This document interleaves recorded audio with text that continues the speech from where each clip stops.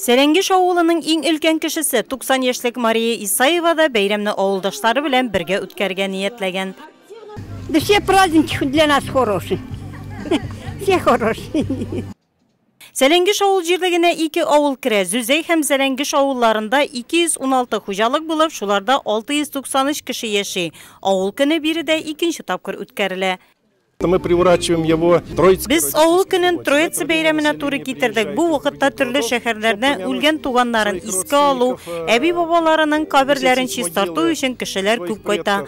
Халык бер-берсе белән күрешсен өчен оештырабыз. Быелгы авыл көне Сәләнгеш тарихында истәлекле булып калды. Мәртәбәле кунакларның килүе бәйрәм чарасын тагын да җанландырды. Район башлыгы Равил Кузюров, Чистай һәм Түбән Кама епархиясе епископы Владыка Пармен сәләнгешлеләргә изге Троица бәйрәме уңаеннан котлауларын җиткерде. Я поздравляю ваши семьи, вас всех с таким праздником и желаю добра, конечно же, счастья, мира. Ваши сердца пламенеют добром, теплом, радостью и проторжением того доброго, которое исконно несли наши предки. Авыл көне туган җирләрендә зур хезмәтен куйган сәләнгешлеләрне бүләкләү белән дәвам итте. Чарада җирлекнең Рябинушка ансамбле 25-нче бөтен Россия караван рус фольклоры фестивалендә актив катнашулары өчен район башлыгының мактау грамотасы белән бүләкләнде.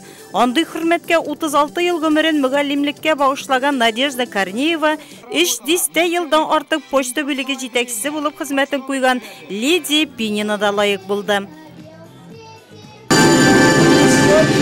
Самое крепкое хозяйство в селе. Бәйрәмдә авыл халкы хөрмәтләнү күркәм гадәт. 90 яшьлеген билгеләп үткән юбилярда 50 ел бергә гомер итүчеләр, иң яшь гаилә, авыл тормышында иң актив булганнар, иң яхшы шәхси хуҗалык, төзек усадьба, авылның иң яшь кешесе, иң юмарт иганәчесе. Шундый төрле номинацияләр буенча сәләнгешлеләр авыл җирлеге башлыгының мактау кәгазенә һәм бүләкләренә лаек булды. Радость такая уж, ну как же. Бик күңелле бөтен авылдашларны, ерак шәһәрләрдән кайтучыларны күрдек. С населения приехали, с городов все сегодня. Авылдашларны бергә җыйган, аралаштырган бәйрәм ул авыл көне. Моннан 50 ел элек Сәләнгеш 8 еллык мәктәбен тәмамлаган сыйныфташлар да бергә күрешү өчен нәкъ менә шул көнне сайлаган. Кого-то не узнаем, кого-то Кемнедер танымыйбыз, кайберәүләр бер дә үзгәрмәгән, бик шатлыклы бу очрашу безнең өчен. Авылның үзешчән сәнгатьтә катнашучылары бирегә килүчеләргә матур җырларын бүләк итте.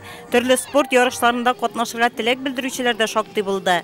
Балалар батутта сикереп кичкенә машиналарда йөрсә, өлкәннәр бүрәнә өстендә капчык белән сугышу, көянтә белән су ташу, капчык киеп йөгерү кебек уеннарда үз көчен сынады.